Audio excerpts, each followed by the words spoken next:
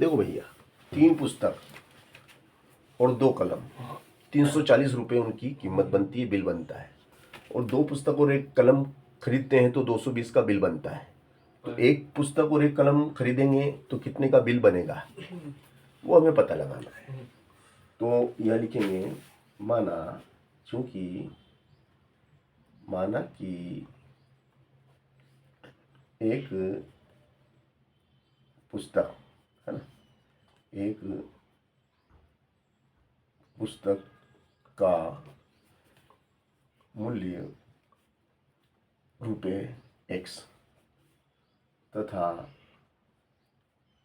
एक कलम का मूल्य ₹Y है। प्रश्नानुसार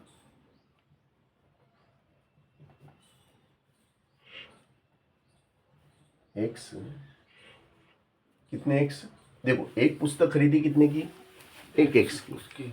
2 पुस्तक खरीदेंगे 2 X की।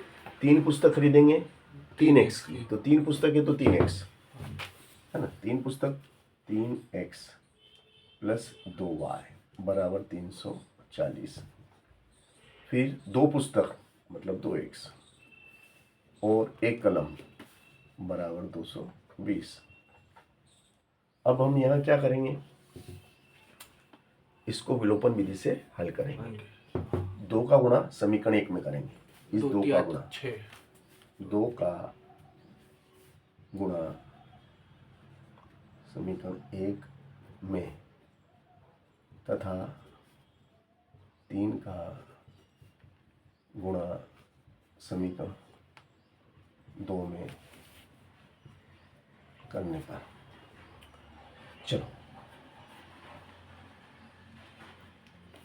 2 का गुणा करेंगे समीकरण 1 में 3X धन 2Y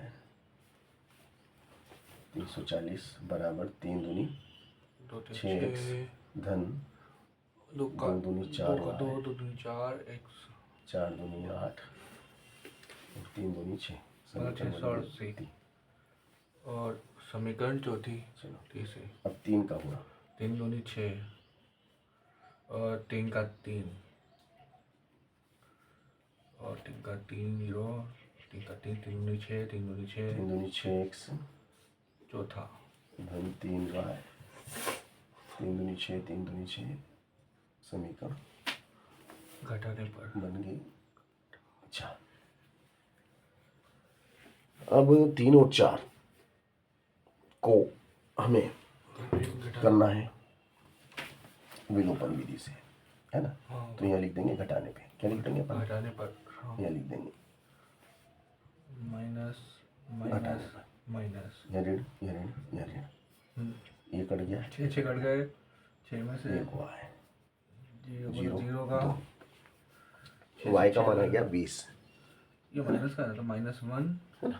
और गुणित y। अब Y का मान 1 में रख दो, Y का मान समीकरण 1 में रखने पर 6 काट दिया, नहीं बचेंगे y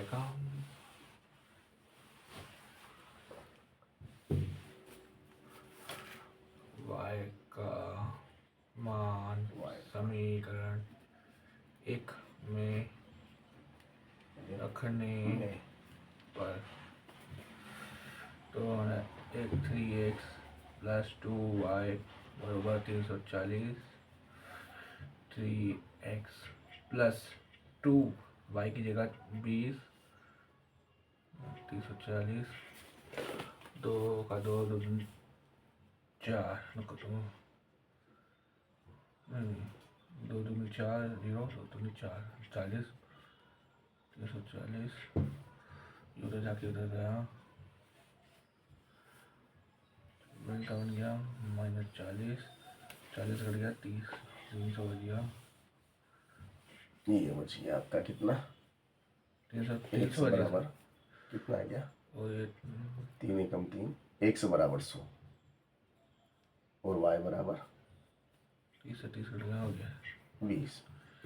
अब हमें निकालना है क्या, एक पुस्तक और 1 कलम का मूल्य कितना होगा। अच्छा एक पुस्तक 100 की, एक कलम 20 की, बराबर 120 रुपये हमारा उत्तर। अच्छा मैं इनको जोड़ना 120 रुपये का